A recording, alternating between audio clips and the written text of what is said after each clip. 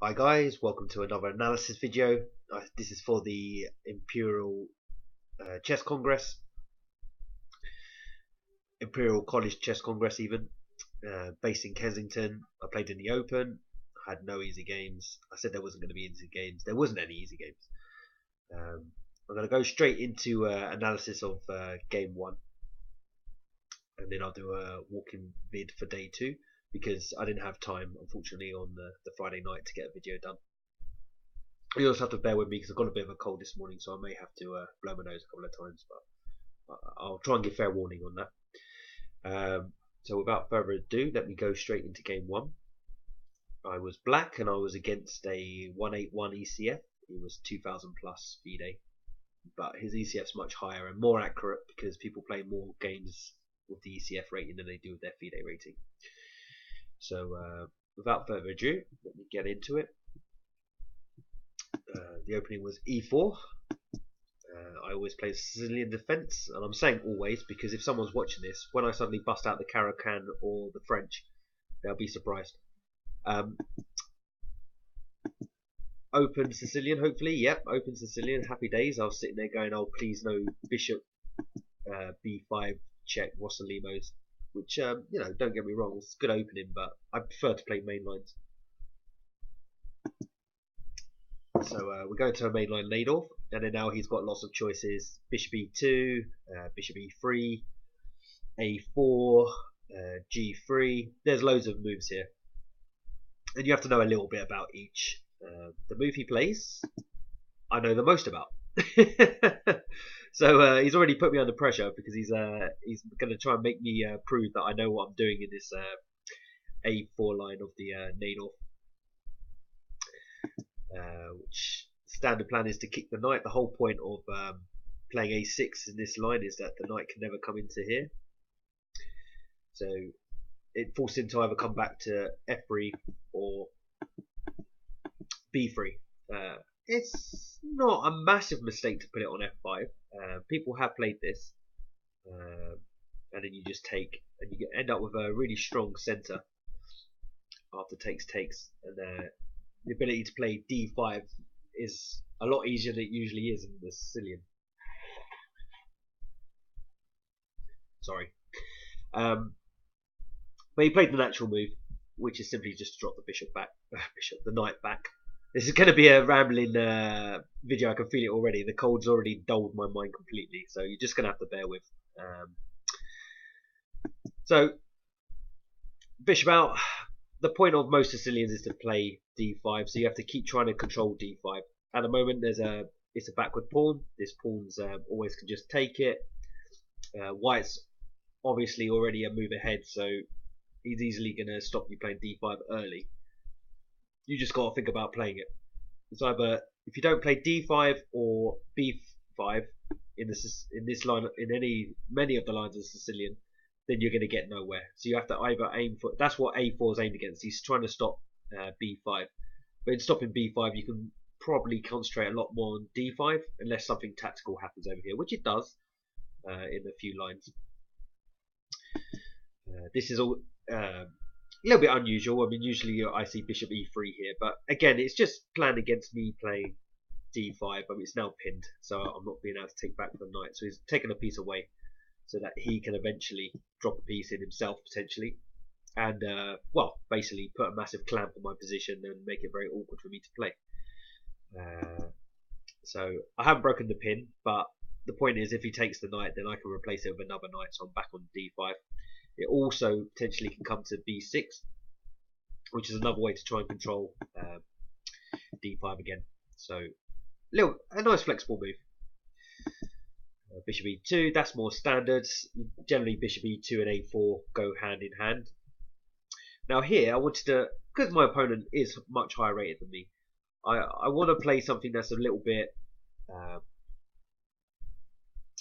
crazy, just because generally if you want to beat these guys, if you play them on a one-on-one positionally, they will generally win because they just know that little bit more than you. But if you can make the position unbalanced, and it's not so easy or clear, then you've got a real chance of getting a result, even if it's just a draw through too complicated, I can't take it, or it goes for a line and it just doesn't work. So that's what I'm aiming for in this game. So I break the pin.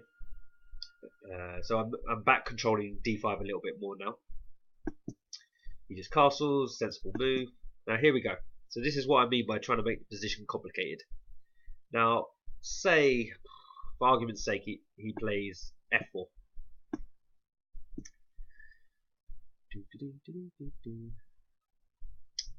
Now here I've got a few choices. I can either take that pawn and then put my knight in here, or I can do, which I was probably going to do, which is just ignore it completely, because if he plays pawn down, the whole point of the rook being on c8 is that now I have the c4 square, so I've always got an escape route for my bishop, and I've never been too scared of pawn stalls on the king side in this particular line. I seem to get away with it. So the move I would have possibly considered, maybe not in this line, but I am considering, is rook takes c3,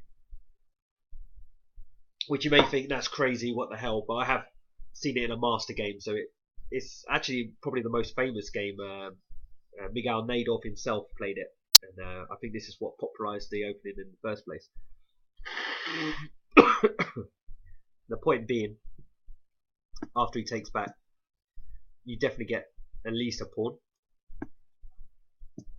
and the computer's chugging away in the background. You're not seeing the computer, but the computer's saying here it's 0.4 for white, and that being because this pawn is really weak and it's something to play against, and it's completely unbalanced, which is what I've said, what I originally wanted to play anyway. It's just an idea. I'm not 100% sure I would have definitely played it, but it is playable. I mean, he would have had to play f4, which he doesn't, by the way. This is just a sideline. It's just letting you know why I played rook c8 straight away, because the downside of playing rook c8 is that you don't defend this pawn anymore, so it makes it a lot harder after swaps, because the bishop is always on this pawn and it will be on your rook. So moving the rook, you have to really be like considering to sack on c3. So let's go back.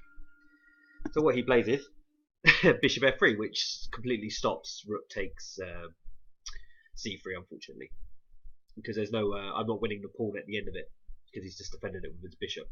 So there's no rook takes and then knight takes, unfortunately. So fair enough, but positive and negative. Okay, he's also reinforcing d5, but he's now lost control of c4. I mean, I already had control, but he's got even less control of c4. So, and in fact, also a little bit less control of b5 too. So, I mean, unfortunately, yeah, my rook's not well placed at the moment, but as I say, the pressure's gone now along this diagonal. So, my breaks are more likely to happen. Maybe not d5 now. Maybe I should start concentrating on b5. But for now, I'm looking at that c4 square. I mean, it's tasty, right? If the knight sits in there, he'll have to do something negative to defend this, because at some point, after perhaps queen here, I'm even threatening to take on the b, taking the b pawn, and then you just got tactics on the knight on c3. So he plays a move to stop that. Now, for me, I've not seen this particular move before. And okay, he's attacking the b pawn. He's also defending c4, so I can't just drop my knight in there because he'll just swap it off. But it does seem a little bit misplaced, and I spend the next, like, I don't know, several minutes considering how I'm going to keep the knight there. To be honest, as long as it's not doing anything more dangerous than sitting on an offside position. I like to call it offside because the action on my king's possibly over here. Maybe the action on his king is over there, in which case this knight is never going to be involved as long as I can just keep it out of play. So I come up with defend the pawn, of course. I've also got a partial pin on this knight now, because the queen and rook can win the c pawn. All I will say about this c2 pawn is there's a few lines where you can win it, but you should always be aware of, if rook comes over and your queen has to move, make sure your c8 rook is defended, because I've lost countless games online where you just drop your rook. So just be aware of that. I know that sounds really paranoid, but you should be thinking about these things even when you've got a lot of time. just consider that you've got enough defense. If you're going to take something, just remember you can always be attacked. And queens, the highest value means it can be attacked by anything lower value, and it will have to move. So that was just defending the B pawn and eyeing up the C pawn. So he plays Queen D2. I should also mention I am actually on this knight as well to take it at some point. If I get to play D5 and knight takes, and it works, yet I don't know. You have to make sure it works. I may be able to take here, so I'll get both what I want: D5 and a target. So he plays, excuse me, Queen D2, which indirectly defends the knight. So after there's swaps here in the middle, say this knight takes, the queen is actually now defending the knight.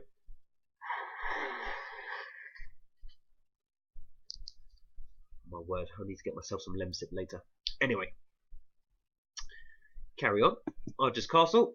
Happy days. I want to get potentially a rook behind the D pawn. He's very slow motionally looking to win this pawn. It's a target system. And basically, if he ever swaps the knight, I'm most definitely going to have to want to take with the bishop. I don't ever really want to take with the G pawn, though you can in certain lines, but I generally want to take with the bishop. Don't want to ruin my pawns. And then the D6 pawn is only defended by the queen, so that's why he plays his next move, which is obviously a blatant threat of bishop takes knight now. And if I do, apart from if I do take with a pawn, he's also then going to potentially get a knight in here. And I'm just going to have a bit of a naughty position where my pawn structure is a bit rubbish. And I won't get a lot of play. So I don't want any of that to happen. So I play Rook D8. It's a general rule that you line up rooks and queens if you can. Because tactics usually work in the favour of the guy who's got the rook. So just bear that in mind. Never a bad thing to do. I'll give you a quick computer eval here. It's 0.00, which means I've played the opening pretty well. I mean, I've done nothing wrong. I haven't broken any opening principles.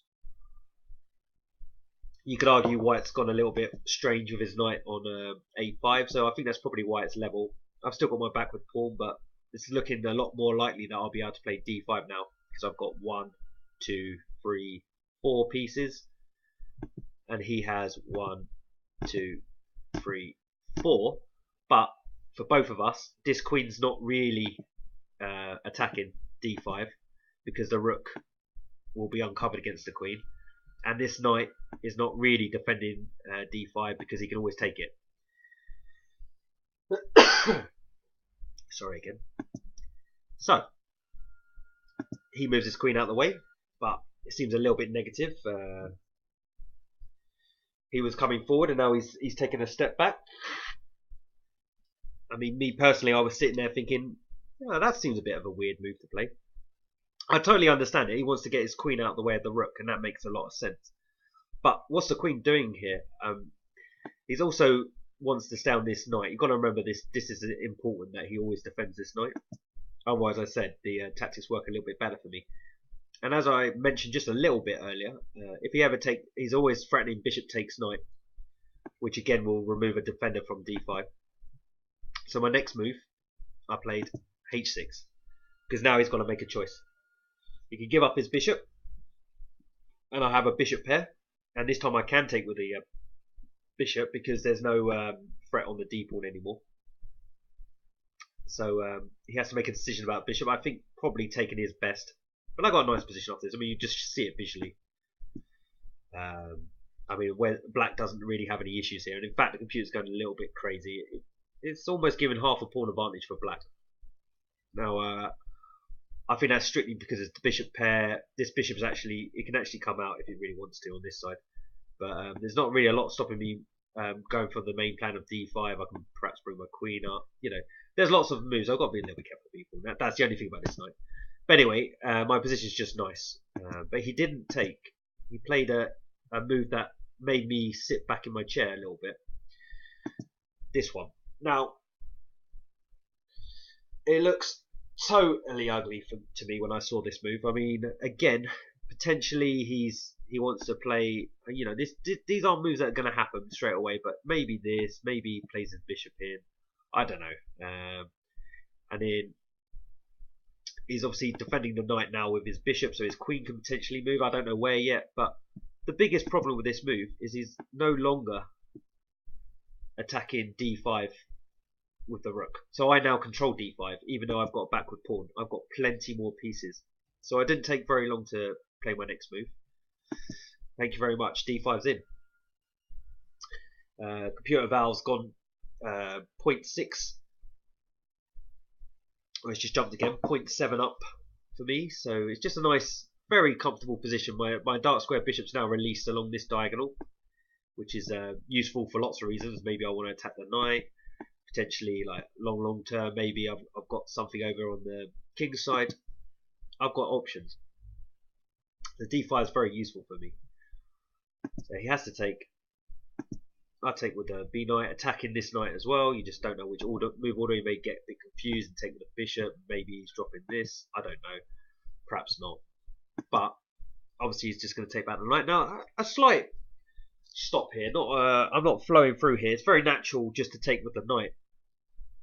But I don't think it's very good. I mean, not as good, I say, because if I take with the knight, he could. This is what I had planned in my head. I don't know what the computer's going to say about it, but he can potentially take, and then when I take back with a bishop, I think his bishop looks all right here. I wasn't too happy with my. I can spell out in a minute. My e pawn being under pressure. But you know, now I'm looking at it. It's funny, like how you see it in your head and how you see it on the board. Yeah, I could possibly play. There goes the phone. I'm going to start answer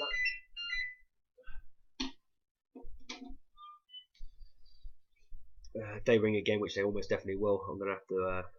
Hang on, I can take the plug out.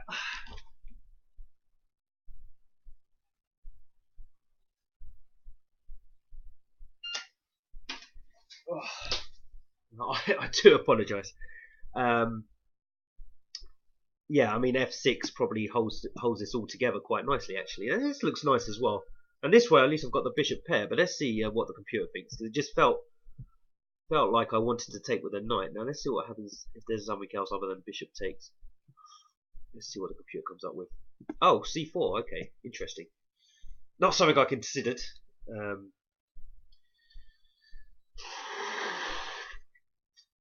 And here it's just suggesting dropping the knight back, but I'm worried about this b-pawn, and I was always worried about this b-pawn because it's the only point of this knight being here, right? And now the bishop's attacking there, so yeah, I'm not very happy in this position. So by taking with the bishop, there's no longer any threats on the b-pawn. Plus, when the knight takes back, I am now covering this square too, which I felt. In myself, I felt that this was a good position for black, so this is why I went for this. The computer's not massively disagreeing. I'm still got a slight edge here. I'm 0.3 up, it would seem. So I'm happy. I've come out the opening against a 1-8-1, and I'm in a good place, basically. I'm now white, if you like. I seem to have a slight initiative. And I continue to play okay moves. He plays some odd moves again. So he plays c4. Not a move I consider. It just seems so weird. I mean, at some point, I feel like I'm going to be able to take this because I've got quite a lot of pieces on the c file already. So I can't say c4 particularly scared me. And I have two choices here. I can either play my knight in here, or the move I played.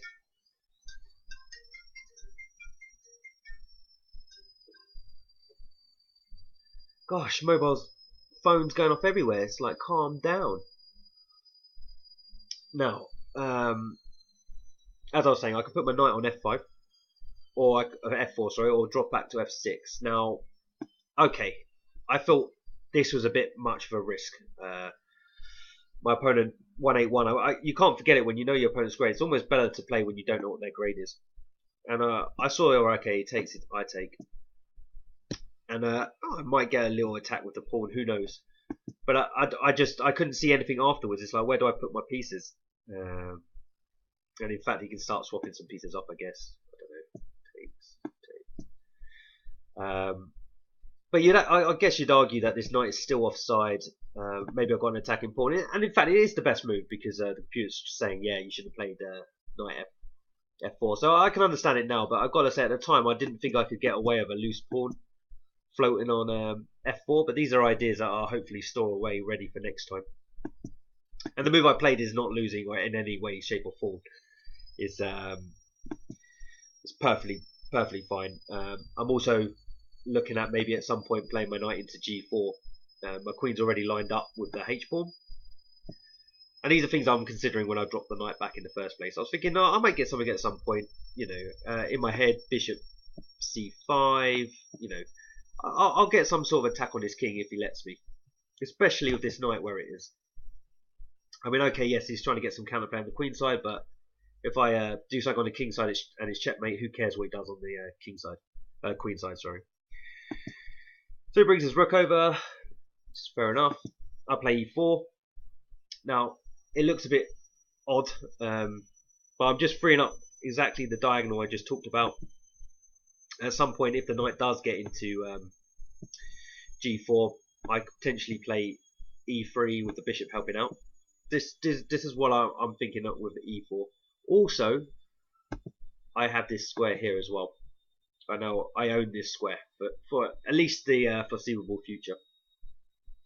So my two plans were literally kingside attack and rook d3 followed by rook d8. This is the plan at this point of the game. So what happens is he plays h3 because I'm pretty sure knight g5 is actually quite devastating. Let's see if he just does something else. Just plays b4.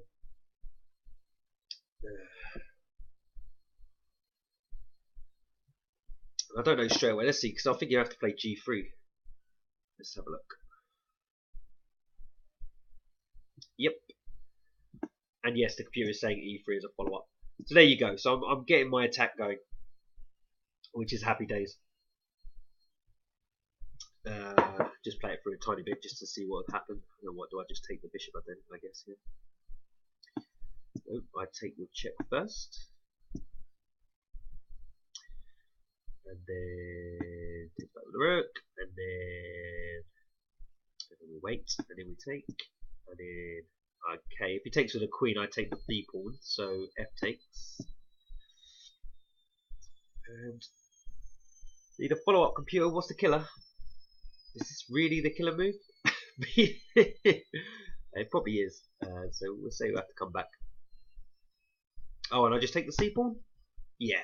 Okay. Yeah. This is very nice. I mean, look at White's pawn structure. It's an absolute mess. I'm gonna hoover up pawns left, right, and centre. This one's going next. It's got to defend the knight. Very good position. But you know, in my head, I'd already seen knight g4 and e3. So he did too when he did his tiny bit of analysis. He went, I don't think that's going to happen, my friends. No, h3 in your face. Forget your plan. I'm like, okay, fine. Plan B. Let's put a rook in your guts. So he played c5. Now I didn't think much of this again. I'm like, okay, you're chucking your c pawn at me. Happy days. You're going to keep doing that? I'll take it eventually. I'm just going to get on with what I'm doing. I mean, this just looks like a very natural move. Black looks pretty good here. At some point, maybe I can shift my queen over. I'll have triple attack down the d file. I don't know. At some point, maybe I'll just take this bishop, take this pawn with the bishop, and I'll still have an attack down the center and hopefully on the king side. So I'm getting very positive here. Didn't consider c6, but again, nothing to panic about. Okay, c6. I'm obviously not going to take it. It'll just be a blunder. I'll just show you why. Because my position's a little, you know, it's good, but it's not winning. And here just knight takes, and his knight's back in the game. He's threatening to take here, or it's lots of trouble here. Yeah, he's just threatening to take there. So even if okay, the computer's saying rook 8 to d5, but the computer's also saying +2 for white. So this just looks awful. I mean, I've lost all control of keeping his knight pinned. Sorry, not pinned, but trapped on the side of the board. I'm never taking that. So I played the best move, which is b6, hoping that he'll drop his knight in, because eventually he does lose this pawn. But he's a 1-8-1, so he didn't. Play knight c4, which is a good move. His knight's back in the game. He's defending the bishop. He's defending the b pawn. I don't know about that so much as a plus, but I'm still 0.5 up here, even with the knight back in the game a little bit, because it can be kicked around. I can play b5, and where's the knight going to go then after that? Why didn't I play b5? I guess I didn't play b5 straight away because I was worried about this. That's probably. This is still an advantage for black. Interesting. I actually thought this was just losing the exchange, which is why I didn't do it. But I can take and take, which is fine. It's only 0.6 for black, but okay, that's very interesting. I disregarded b5 for this one move, which is a shame, because had I looked a little bit harder, perhaps I would have played this. It's not like the length of the tactics there was too hard for me to work out. It's pretty forcing rook takes rook, because you're attacking the queen, and that's the whole point. And I think I forgot that. I thought, oh, he's attacking my queen. I wasn't thinking, oh yeah, but then I'll be attacking his queen. So that's a blunder by me, because I'd like to have played b5 there, because as I say, it'd be nice just to kick that knight around. So instead, I played bishop c5, pinning this, and because it's pinned, that means the queen potentially could flitter into here, because this square is now not defended. And I was thinking on b5, because obviously I had to consider that, sorry, b4, I had to consider that would be his move. I was considering just putting my bishop into d4. And lo and behold, b4. Now, had I played bishop d4, I don't, unfortunately, because I get a big rush of blood here, because I think I'm winning. Had I just played bishop d4, which is a nice normal move, this is still an edge for black. And I'd planned to maybe take advantage of this being a little bit pinned by, at some point, sneaking in bishop here. You know, maybe, I don't know, I mean, I'm even possibly threatening to take the pawn. There's probably some tactics there. But I sat there for a little bit after b4, and I started thinking of taking on h3. I couldn't help myself, because it looks stunning, basically. Now the point being, these are the two lines that work. Rook takes. If he takes with the pawn, then this is a full straw, which in itself is a little bit negative. But to be honest, I was falling into, and I'm sure other people have too, oh my god, I might be able to draw against a really good player, and in a flashy way too. Instead of just thinking, oh, I'm just going to play logically. I mean, the point is, after king moves, I take with check.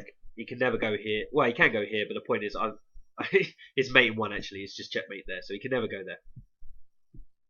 So he'll have to just shuffle his king backwards and forwards between these squares. Whoops, not the queen. The king can just jump across onto these squares, and I'll just continue with the checks. So that was line 1.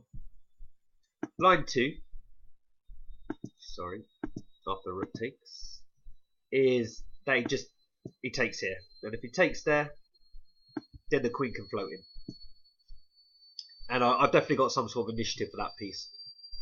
It doesn't mate, but it's got to be good for black. I mean, I'm guessing just check. Oh, this line draws. No, this is the right line. Good. And then I was going to take here, and again have some sort of. I mean, the rook is obviously cutting off the king getting away. So the view's only saying +1 here, but these are two lines that I felt like I was going to get something from. But unfortunately, and I did play the move because I just got a rush of blood. I don't know. I seem to suffer from this, and I need to. I'm not sure yet how to stop myself from doing such impulsive moves. I mean, it's good to consider them because it shows a sign of, you're thinking of good ideas, sacrificial ideas. But you need to look at every single line. Now, originally my opponent was like, he just sat there for 5 minutes and he just looked shocked. But then, after playing the move, I saw the defense straight away. It's like if I'd seen this position on the board, I'd say, oh well, what about this move? And instantly, I'm worse. It's I've gone from 0.5 to, it's only plus 1.2, but the point is, psychologically, I've gone from oh my god, great, I'm going to start this tournament off with a bang, to I'm on a back foot. And you don't want to be on a back foot against someone who's stronger than you. You should never give up, but it's just a big psychological statement of I was really happy and fine, and now, oh my god, look, where's it all gone? So the problem is, I'd love to just take that, and in fact I do, but there's this rook check. Now, I saw this line, and this is the line that the computer suggests, because it likes to grovel on. Well, I chose the line that, or potentially he could still go wrong. And this is the computer line which I also worked out to, which is take,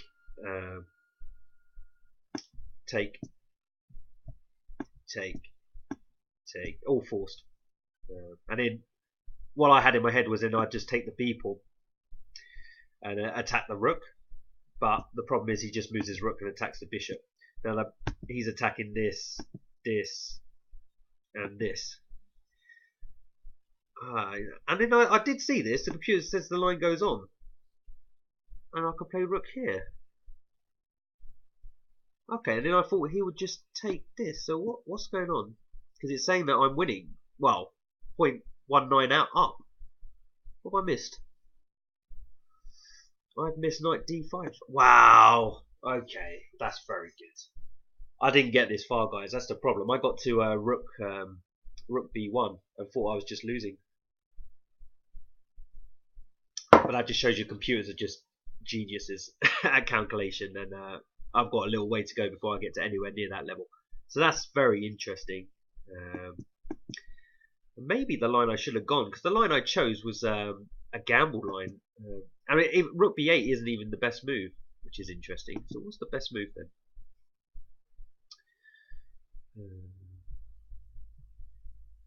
So I've taken that, and it's saying just bishop e5, and it's +2. Now, why is that? Because surely I can move my rook now.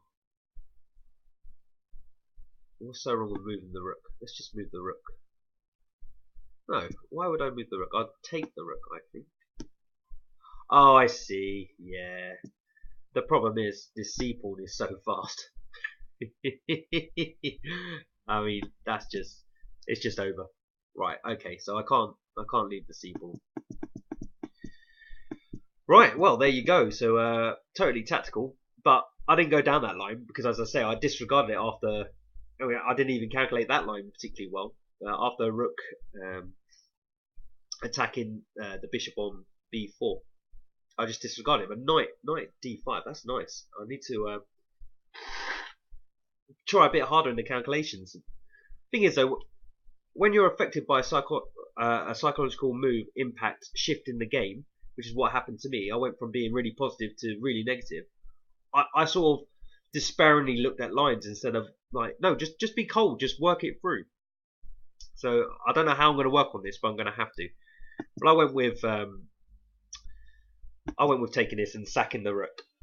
Obviously, I saw this and my king moves, and then I was like, well, what do you do now? And the best move, and I saw this again when I got to this position, is you just take that bishop, and you don't worry about this check. This check is nothing really. The king can get away. The rook's now, remember earlier the black rook was controlling this line. Well, now the white rook is. So the king can just march its way wherever when I get the checks in. So he should have taken the bishop. So, you know, a little bit kudos to myself here. At least I gave him something to think about, though.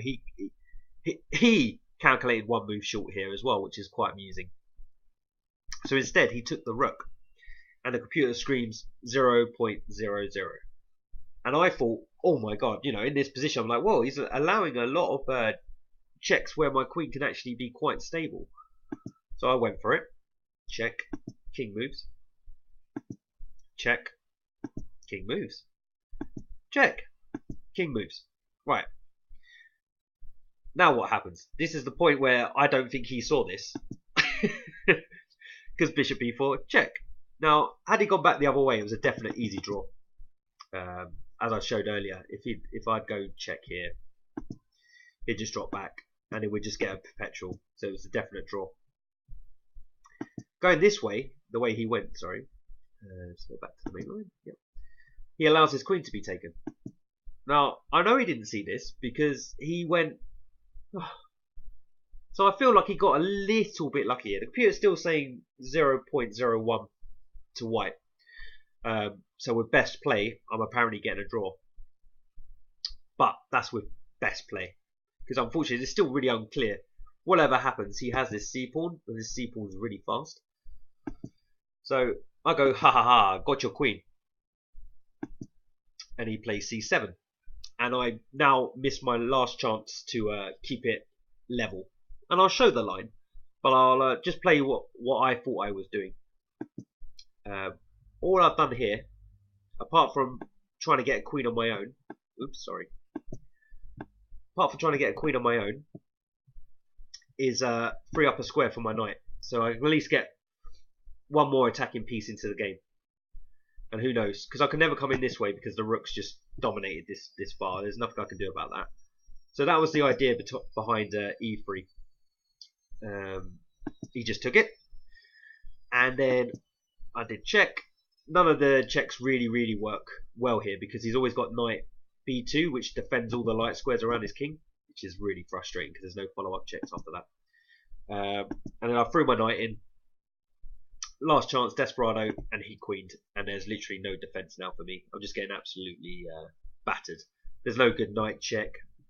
He just takes it. He can always defend with his knight. It's game over, so I resigned. But just to go back to the computer line, because computers are computers, and it kind of makes sense what the moves that it plays. But again, I'm all over the place in my head in this game. I'm not calm. I'm not controlled. I'm like, oh my god, I've got another chance. And then he plays c7, and I sort of, my heart sinks again because I can't see how I'm going to do this. But this is the line. Queen checks. And by the end of this line, you're not even going to believe that it's level.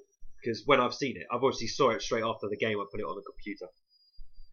And even my phone's way better than me. Actually, my phone's way better than a lot of people. Because it is stockfish at the end of the day. Queen check. King b1. These are all computer moves. They're all best choice. And then b5. Now, if anyone spots that and thinks, even now, even after playing b5, you can have. I'll give you a minute or two just to have a look at this position. And you remember, white's just about to queen, and I'm not threatening any sort of mate. How can this be 0.00? In your head, as a chess player, while you're looking at this, you would not think that. You would never play it because you just think you're lost. But you're not lost.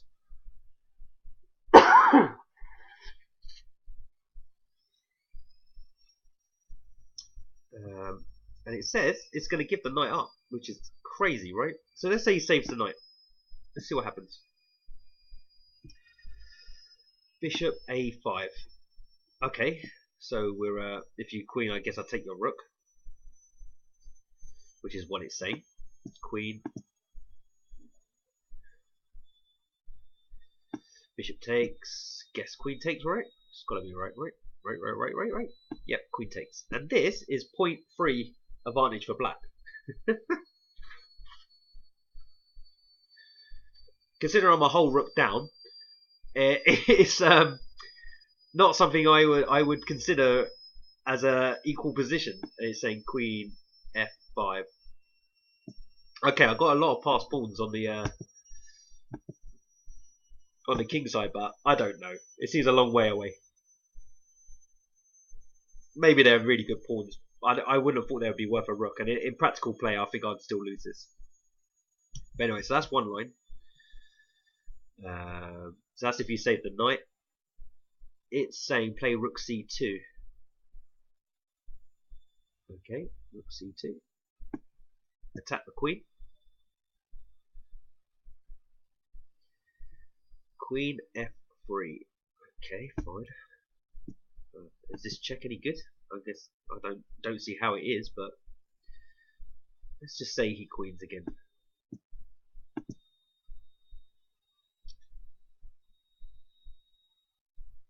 I take the knight.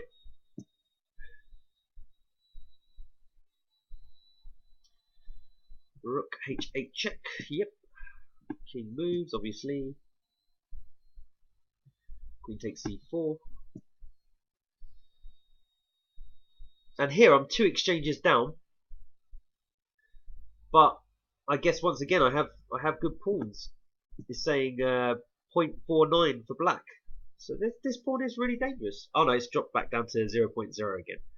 But this is just like, it's crazy chess. I'm never going to see this. I mean, b5, I mean, what a move. What a move to find. Especially like just taking the pawn with check to start it all off with, because all I'm thinking and why I didn't take this pawn is I'm just going to put his king to the best square if the knight ever moves, which it almost definitely will back to here. Then the rook's even helping the pawn promote. So I'm not going to beat myself up too much.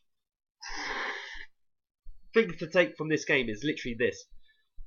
I play openings okay, so my principles of the opening was good. You know, I played for d5 and I got d5. But rook h3 was just, you know, a rush of blood, and there's no real excuse. I just need to find a way to. It's good that I'm looking at that kind of move, but I need to like just tame it and just be like, deep breath, relax, go for it, or deep breath, relax, find another move. Just play a normal move. As I say, bishop d4, and it was fine. Anyway, that's the end of part 1.